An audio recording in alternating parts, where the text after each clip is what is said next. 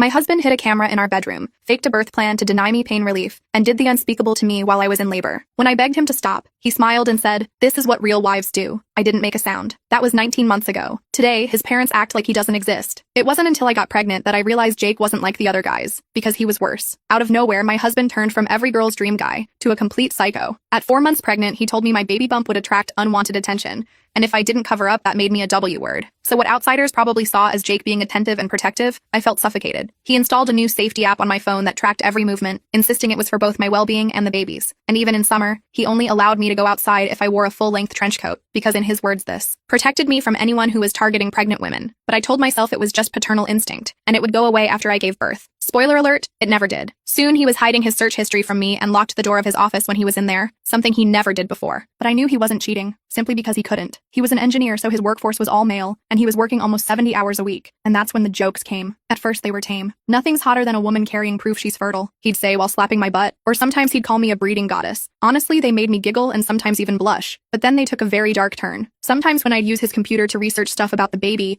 his search recommendations would come up. There was a lot of stuff about myophilia. If you don't know what that means, look it up. And he had watched hundreds of videos of women giving birth, but I was too scared to confront him, partially because I didn't want him to get mad at me, but mainly because of my pregnancy symptoms. I was throwing up for an hour every morning, and could barely stand on my own without feeling like my spine was about to snap in two. So I let my body speak, and it told me to keep the peace. So I listened. And unfortunately, I learned my lesson too late. Actually, I learned it right when my water broke, because when I grabbed my phone to call my sister, Jake grabbed it from me. "Hey Gabby, everything is completely under control, but I don't think it's best for you to show up. We'll let you know when you should visit." I wanted to yell at him, but the pain was too overbearing, so I just focused on trying to keep myself sane while we drove to the hospital. When we got there, I was practically thirsting for an epidural, pain relief. The pain had gotten so bad I felt like every nerve in my body was trying to escape through my hips. But just as the nurse came in to give it to me, Jake intervened. "She wanted a natural birth. Please respect our wishes," he said while showing her a fake birth plan that I had never seen before. My thoughts were completely scrambled. When the medical staff left for a monitoring equipment change, I thought he was going to hand me something stronger, but he didn't. And while I begged him to get me painkillers, he just stared at me. "Stop asking. I have a better idea." His eyes were cold, unforgiving. It's proven that when a woman works to please her husband during childbirth, it releases natural endorphins to help pain relief. As soon as he said the words pain relief, my delirious mind completely stopped thinking about anything else. I just needed it to end. Next thing I knew, Jake was zipping up his jeans, my mouth was covered in saliva, and Dr. D came into the room. I was so out of it that all I wanted was comfort from my husband, so I let him hold me and caress my head. Jake told her to get out, and told her that the reason I was crying was because I wanted to be left alone. I felt her eyes glance over at me, but I was in too much pain to say no or even just shake my head, so she took Jake's word for it and left. What Jake did in that room while I gave birth is something I still have nightmares about. Even as I write this post, tears are falling onto my screen. I won't go into detail,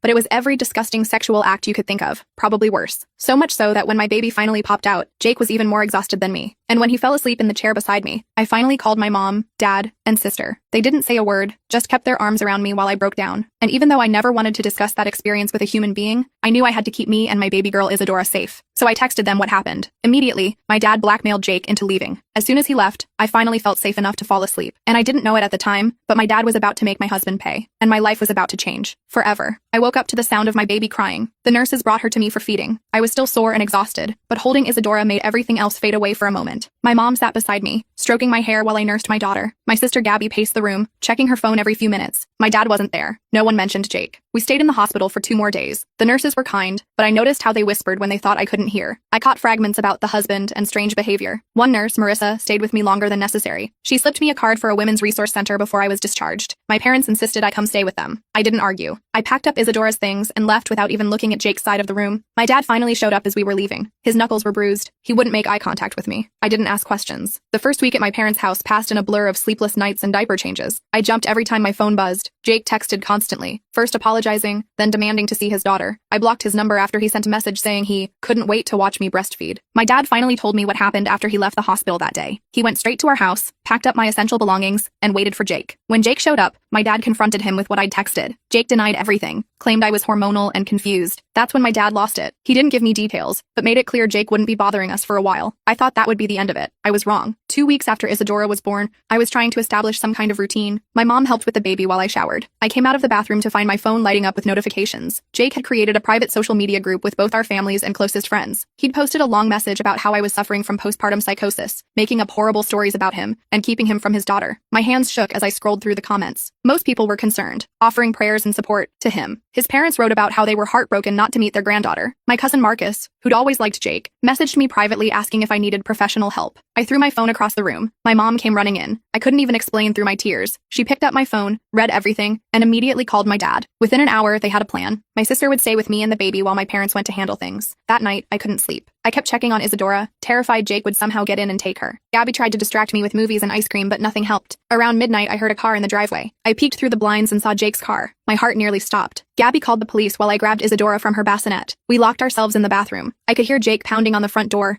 yelling my name. The minutes stretched like hours before I heard sirens. The pounding stopped. Through the bathroom window, I watched the police talk to Jake. He was gesturing wildly, pointing at the house. Eventually, they made him leave. My parents returned the next morning. They'd been to see a lawyer friend, Tara Novak. She helped them file an emergency protective order against Jake. My dad handed me a folder of paperwork. Divorce papers were already drawn up. All I had to do was sign. I should have felt relieved. Instead, I felt numb. This wasn't how my life was supposed to go. Jake and I had been together since college. He'd been sweet, funny, ambitious. When did he change? Or was this who he'd always been, just waiting for the right moment to show his true self? The protective order gave me some peace of mind, but Jake found ways around it. He started sending gifts for Isadora to my parents' house. Expensive baby clothes, toys, a custom-made crib. Each package included a note about how much he missed his girls. I threw everything away. When Isadora was a month old, I finally agreed to meet with Tara to discuss the divorce. She was straightforward and kind, explaining my options without judgment. As I described Jake's behavior during my pregnancy and birth, her expression darkened. "This isn't just grounds for divorce," she said. "What he did to you in the hospital was assault. We should consider pressing charges." The thought of having to testify, of people hearing the details of what happened, made me physically ill. I shook my head. "I just want him gone. I want to protect my daughter." Tara nodded, understanding. "Let's focus on the divorce and custody then, but keep a record of everything. Every text, every gift, every time he shows up uninvited. Document it all." I started keeping a journal. Each night after putting Isadora to bed, I wrote down every interaction with Jake, every strange feeling, every nightmare. It helped somehow, getting it all out of my head and onto paper. Jake contested the divorce, of course. He demanded joint custody and visitation rights. The thought of Isadora alone with him made me sick. Tara assured me that given his behavior, supervised visitation was the most he could hope for. 3 months after Isadora's birth, I finally felt strong enough to go back to our house. My dad and brother-in-law Theo came with me. The place looked exactly as I'd left it, except for Jake's office. The door was wide open, the room completely empty. No computer, no files, nothing on the walls. Even the desk was gone. I went through the rest of the house, packing up clothes and personal items I wanted to keep. In our bedroom, I found a box hidden in the back of the closet. Inside were dozens of flash drives labeled with dates corresponding to my pregnancy. My hands trembled as I showed them to my dad. We took the drives to Tara's office. She had her IT guy Vincent check them. They contained videos, recordings of me sleeping, showering, changing clothes, all taken without my knowledge during my pregnancy. There were also folders of birth videos Jake had downloaded, edited to put my face on the women's bodies. Tara immediately filed for an amended protective order. The evidence was enough for the judge to grant a temporary full custody order. Jake would have no contact with Isadora until a full hearing could be held. I thought this would make Jake back off. Instead, it made him more determined. He started showing up at my parents' house at random times, just sitting in his car across the street. The police were called repeatedly, but since he stayed on public property and never approached the house, they couldn't do much. One night, I woke to the sound of breaking glass. My dad was already up, baseball bat in hand. Someone had thrown a rock through the living room window. Attached was a note. "I just want to see my daughter. Why are you making this so hard?" The police came, took the rock and note as evidence. They promised to drive by more frequently. It didn't make me feel safer. I was exhausted, constantly looking over my shoulder, jumping at every sound. Isadora sensed my anxiety and became fussier, harder to soothe. I felt like I was failing her, the one person I was supposed to protect, and I couldn't even provide a sense of security. My mom suggested I talk to someone. She found a therapist, Dr. Leanne Hill, who specialized in trauma and new mothers. I was reluctant at first, but after another sleepless night, I agreed to go. Dr. Hill's office was warm and comfortable, nothing like the sterile therapy rooms I'd imagined. She listened without judgment as I haltingly told her about Jake, the pregnancy, the birth. I couldn't bring myself to share the worst details, but she seemed to understand anyway. "What you're experiencing is a normal response to trauma," she told me. "You're not crazy, and you're not overreacting. Your body and mind are trying to protect you and your baby." For the first time since Isadora was born, I felt validated. Someone believed me. Someone understood that my fear wasn't paranoia. It was self-preservation. Dr. Hill suggested I join a support group for new mothers. I was hesitant, worried about leaving Isadora or bringing her somewhere new. But my mom offered to watch her during the meetings,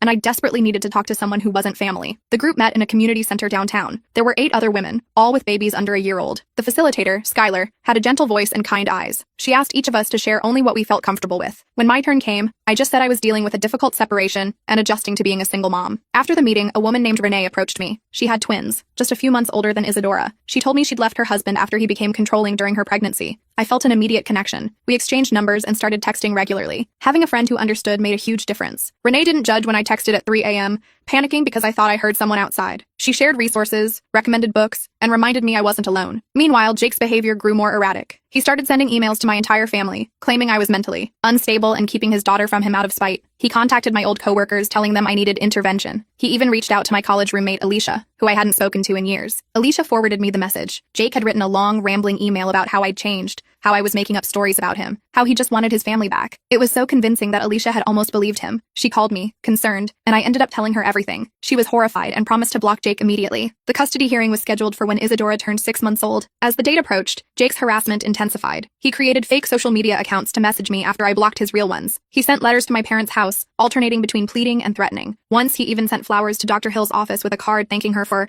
helping my wife through her delusions. I was terrified of seeing him in court. Dr. Hill helped me prepare, teaching me grounding techniques for when anxiety hit. Tara assured me I wouldn't have to speak directly to Jake, and security would be present. The night before the hearing, I barely slept. I kept imagining worst-case scenarios. What if the judge didn't believe me? What if they gave Jake unsupervised visits? What if he tried to take Isadora and run? My mom sat with me, holding Isadora while I paced. She reminded me of all the evidence we had, the videos, the threatening messages, the police reports from when he showed up at the house. Tara was confident, but still, I couldn't shake the fear. The morning of the hearing, I dressed carefully in a simple blue dress and low heels. I wanted to look put together, but not like I was trying too hard. My dad drove us to the courthouse while my mom stayed home with Isadora. I couldn't bear the thought of her being in the same room as Jake. Walking into the courthouse, I felt like I might throw up. Tara met us at the entrance, professional and calm in her navy suit. She briefed me again on what to expect, reminding me to stay composed no matter what Jake or his lawyer said. And then I saw him. Jake was standing near the courtroom doors, talking to a man I assumed was his lawyer. He looked thinner than I remembered, with dark circles under his eyes. When he spotted me, his expression changed from tense to something almost hungry. I froze. My dad stepped between us, and Tara quickly ushered me into a side room. She told me to take deep breaths while she went to speak with the bailiff. When she returned, she said they'd arranged for me to enter through a different door so I wouldn't have to walk past Jake. The hearing itself was a blur. Jake's lawyer painted him as a devoted father being kept from his child by an unstable mother. He suggested my trauma claims were exaggerated, possibly even fabricated for sympathy. I gripped the edge of my seat so hard my knuckles turned white. Then Tara presented our evidence. The videos from the flash drives, the threatening messages, the police reports, statements from the hospital nurses who had witnessed Jake's controlling behavior. As each piece was shown, I could feel Jake's eyes boring into me from across the room. When the judge called a recess to review everything, I rushed to the bathroom and threw up. Tara followed me, holding my hair back and offering a bottle of water. She told me I was doing great, that the judge seemed sympathetic to our case. Back in the courtroom, the judge announced his decision. Jake would be granted supervised visitation only, once a month, at a family center with a court-appointed supervisor present. He would undergo psychological evaluation and complete parenting classes before any change to the arrangement would be considered. Relief washed over me. It wasn't perfect. I wished Jake could be kept away completely, but it was better than I'd feared. As we left the courtroom, Jake called my name. I didn't turn around. That night, I slept better than I had in months. Isadora was safe. I was safe. We had time to figure out our next steps without the immediate threat of Jake having access to her. But my relief was short-lived. 2 days after the hearing, I took Isadora for a walk in her stroller. It was the first time I'd felt comfortable going out alone. We went to a small park near my parents' house. I was pushing her on the infant swing when I noticed a man watching us from a bench. It took me a moment to realize it was Jake. I grabbed Isadora and practically ran home, calling my dad as I went. By the time he got outside, Jake was gone. We called the police, but without proof he'd approached us or said anything threatening. There wasn't much they could do. Technically, being in a public park wasn't violating the protective order as long as he stayed a certain distance away. I was back to square one, afraid to leave the house. Dr. Hill suggested I document these accidental encounters,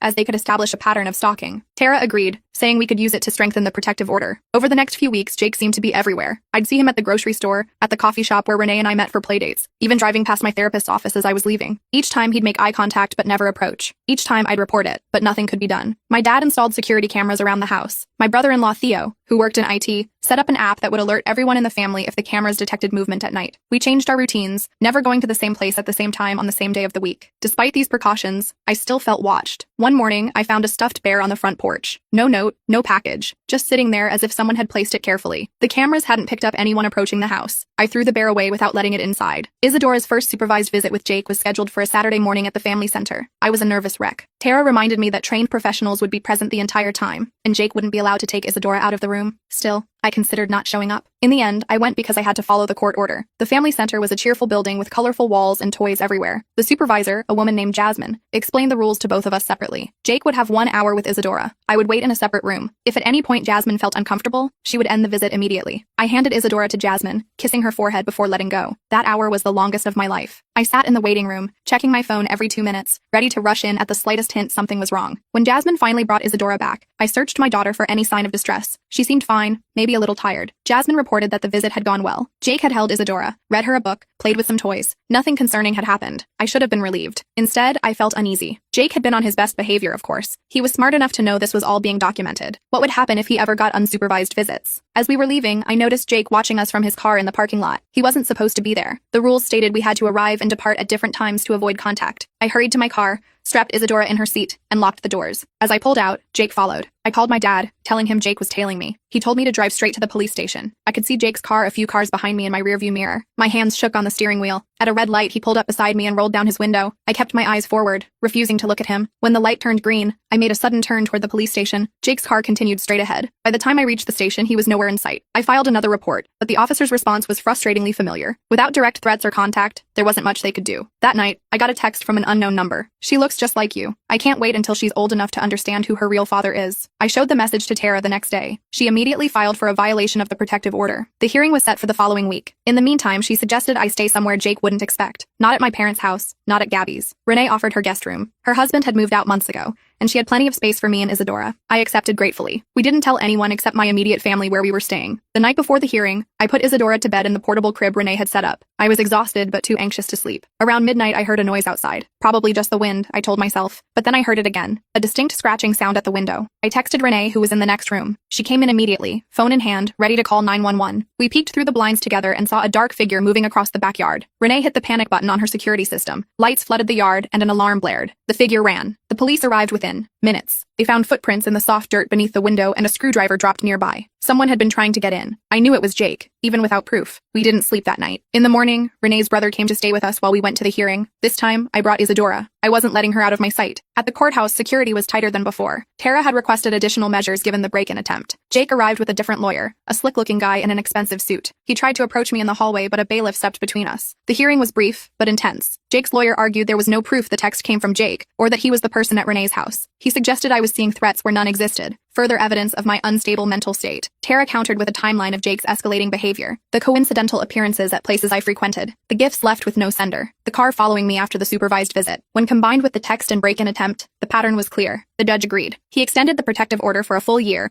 and suspended Jake's supervised visits pending completion of a psychological evaluation and anger management course. He also ordered Jake to surrender any firearms and stay at least 500 feet away from me, Isadora, and any place we regularly visited. As we left the courtroom, I felt Jake's eyes on me again. I clutched Isadora tighter and kept walking. Outside, Tara congratulated me on the ruling, but warned me to stay vigilant. Jake had shown he wasn't going to give up easily. We returned to my parents' house that afternoon. With the strengthened protective order and Jake's visits suspended, I felt safer there than at Renee's. My dad had upgraded the security system again, adding motion sensors and glass break detectors. For a few weeks, things were quiet. No sightings of Jake, no strange texts, no gifts left on the porch. I started to relax a little. Isadora was growing so fast, sitting up on her own now, babbling constantly. I took her to the park again, went shopping with my mom, even had coffee with Renee without constantly looking over my shoulder. Then the emails started. Not from Jake directly, but from people we knew in common. Friends from college, former coworkers, distant relatives, all saying the same thing. Jake had reached out to them, concerned about my mental health. He'd told them I was suffering from postpartum psychosis, that I was keeping his daughter from him because of paranoid delusions. Some people just forwarded his messages with a quick, "Thought you should see this." Others asked if I was okay, if there was anything they could do to help. A few actually seemed to believe him, suggesting maybe I should hear him out, or get help. I was furious. Jake had found a way to harass me without violating the protective order. He was trying to isolate me, to make people doubt me. I forwarded everything to Tara, who said we could use it to show a pattern of continued harassment, but it would be hard to prove these contacts were threatening enough to violate the order. Dr. Hill suggested I draft a simple response to anyone who contacted me. "Thank you for your concern. I'm safe and well,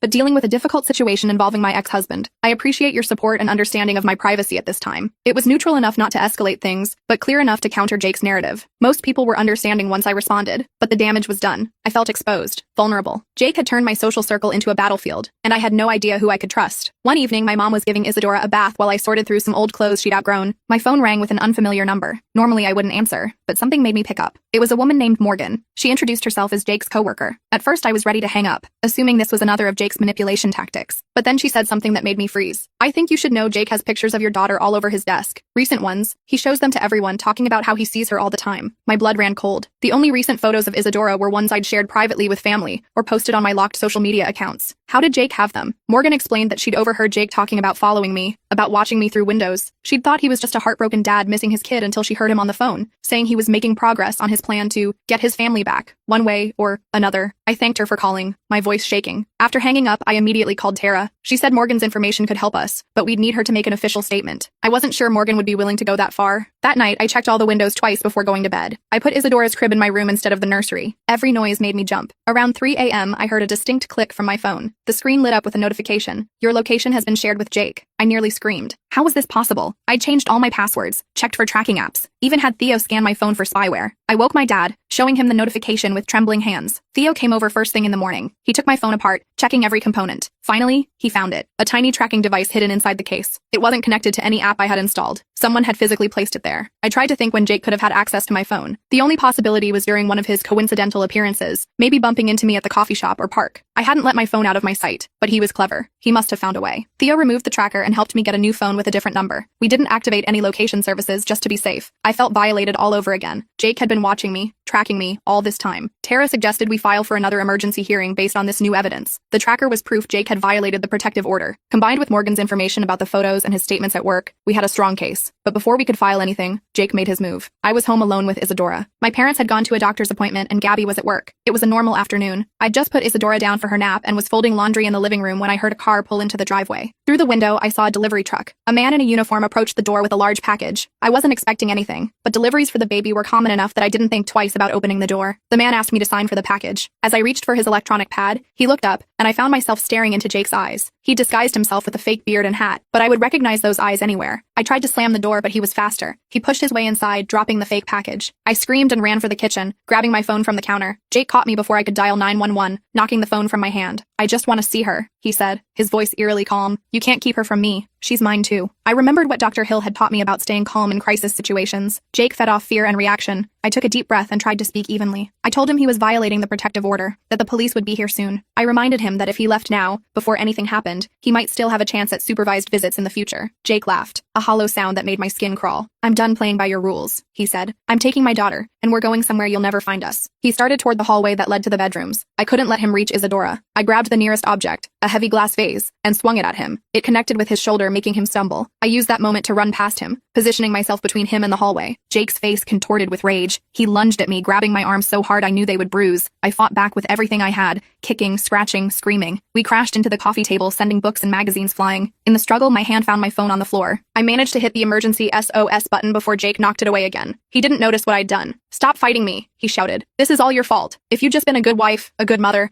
none of this would be happening. I heard Isadora crying from the bedroom, woken by the noise. The sound seemed to fuel Jake's determination. He shoved me hard against the wall and made a break for the hallway. I scrambled after him, grabbing his legs. We both fell to the floor. Jake kicked out, catching me in the stomach. The pain was blinding, but I held on. I couldn't let him reach Isadora. Just as Jake broke free from my grip, the front door burst open. My neighbor, Anthony, rushed in. He was a retired police officer who lived across the street. He must have heard the commotion or seen the struggle. Through the window, Anthony tackled Jake to the ground, pinning him there with surprising strength for a man in his 60s. Police are on their way, he told me calmly. Go check on your baby. I ran to Isadora, scooping her up from her crib. She was red-faced from crying but otherwise unharmed. I held her close, my whole body shaking with adrenaline and relief. From the living room, I could hear Jake shouting threats, cursing at Anthony. I stayed in the bedroom with Isadora until I heard sirens outside. Only then did I venture out. The police arrested Jake on the spot for violating the protective order and breaking and entering. As they led him out in handcuffs, he looked at me one last time. There was no love in his eyes, only a cold, calculating hatred that told me this wasn't over. But for now, we were safe. Anthony stayed with me until my parents returned, explaining what had happened. My mom took Isadora while my dad hugged me so tight I could barely breathe. When he finally let go, I saw tears in his eyes. It's over, he said. He's not going to hurt you again. I wanted to believe him, but as I looked around at the destroyed living room, at the fake delivery package Jake had used to trick me, at the bruises already forming on my arms, I knew the truth. It wouldn't be over until Jake was completely out of our lives, and I was finally ready to do whatever it took to make that happen. I called Tara right away. I was still shaking when I told her what happened with Jake. She came over immediately, taking pictures of my bruises and the damage to the living room. She told me this was exactly what we needed to get Jake locked up for a while. The police had already taken him to the station, and she was going to make sure they kept him there. My parents insisted on staying with me and Isadora that night. None of us slept much. Every little noise made me jump. I kept checking on Isadora, making sure she was still breathing, still safe. My mom finally took over baby duty around 4 a.m. and forced me to at least lie down for a few hours. The next morning, Tara called with an update. Jake was being charged with multiple offenses: violating the protective order, breaking and entering, assault, and attempted kidnapping. The judge had denied bail given his history of escalating behavior. I felt a wave of relief knowing he was locked up, at least for now. I spent the day giving statements to the police and meeting with a victim advocate named Zoe. She helped me understand what would happen next with Jake's case and connected me with resources for trauma support. My bruises were darkening, and my whole body ached from the fight, but I was alive. Isadora was safe. That's what mattered. A few days later, I got a call from Morgan, Jake's coworker. She'd heard about his arrest and wanted to know if I was okay. I thanked her for the warning call she'd given me earlier. She hesitated, then told me there was more I should know. We met at a coffee shop near my parents' house. Gabby came with me for support and to help with Isadora. Morgan looked nervous, constantly checking over her shoulder as if expecting Jake to appear despite being in jail. I should have told you sooner, she said, sliding a USB drive across the table. Jake had been planning this for months. He kept a journal on his work computer, detailing everything: how he was going to get Isadora, where he was going to take her. I stared at the small drive, afraid to touch it. How did you get this? Morgan explained that after Jake's arrest, their company's IT department had searched his computer for any work files they needed. They'd found the journal instead and reported it to management. Morgan had made a copy before they turned everything over to the police. There's something else, she said, lowering her voice. Jake wasn't working alone. His parents were helping him. My stomach dropped. Jake's parents, Ellen and Robert, had always seemed so normal. A bit traditional maybe, but kind. They'd sent me flowers after Isadora was born, though I'd never let them visit due to the situation with Jake. According to Morgan, they'd been sending Jake money for his custody battle and had helped him set up a place to take Isadora once he got her. They believed everything Jake told them about me being unstable and keeping their granddaughter from them out of spite. I gave the USB drive to Tara immediately. She had it analyzed and confirmed what Morgan had said. Jake had detailed plans to kidnap Isadora and take her to a cabin his parents owned in a remote area upstate. He'd even researched countries with weak extradition laws. The evidence was damning. Jake's case wouldn't go to trial for months, but his parents were now under investigation too. Tara filed for an emergency hearing to extend the protective order to include Jake's parents. The judge granted it without hesitation. For the first time since Isadora was born, I felt like I could breathe. Jake was in jail. His parents couldn't come near us. The immediate danger had passed, but I still jumped at every noise. I still checked the locks 3 times before bed. I still woke up in a cold sweat from nightmares about Jake breaking in, taking Isadora, hurting me. Dr. Hill said this was normal, that trauma doesn't just disappear when the threat is gone. Recovery isn't linear, she told me during our session. Some days will be better than others. The important thing is that you're safe now, and you're taking steps to heal. I tried to focus on those steps. I continued therapy twice a week. I joined a support group specifically for survivors of intimate partner violence. I started looking for a place of my own, somewhere Jake had never been, somewhere we could start fresh. My parents helped me find a small 2-bedroom apartment in a secure building with a doorman. It was close enough to them that they could visit easily, but far enough that I felt independent. Moving day was emotional. As much as I wanted my own space, leaving the safety of my parents' home was scary. The first night in our new place, I barely slept. Every creak and groan of the unfamiliar building had me on baked alert. I'd installed extra locks, a security system, and cameras, but still didn't feel completely safe. I kept Isadora's crib right next to my bed. Slowly, we settled into a routine. I found a daycare nearby for Isadora so I could start working part-time from home. My sister helped me redecorate, filling the apartment with bright colors and new furniture. Nothing that reminded me of my life with Jake. Renee and her twins visited often for playdates. 3 months after Jake's arrest, his trial date was set. Tara prepared me for what to expect. I would have to testify, to describe the abuse during my pregnancy, the birth, the stalking, the attack. The thought made me physically ill, but I knew I had to do it. For Isadora. For myself. The week before the trial, I got a letter from Ellen, Jake's mom. It had been screened by my lawyer first to make sure it didn't contain threats. I almost didn't read it, but curiosity won out. The letter was an apology. Ellen wrote that she and Robert had been completely taken in by Jake's lies. They'd believed him when he said I was keeping Isadora from them out of spite. They'd believed him when he said he just wanted to be a father to his daughter. But after seeing the evidence, the videos, the journal entries, the tracking devices, they couldn't deny the truth anymore. She ended by saying they wouldn't contest the protective order and would respect my wishes regarding Isadora. They hoped someday I might allow them to know their granddaughter, but understood if that never happened. I didn't know how to feel about the letter. Part of me was relieved they weren't going to fight me. Part of me was still angry they'd enabled Jake for so long. I put the letter away, deciding I didn't need to make any decisions about it right now. The day of the trial arrived. I wore a simple blue dress, professional but not too formal. My mom came with me to watch Isadora while I testified. My dad and Gabby came for moral support. Dr. Hill had helped me prepare mentally,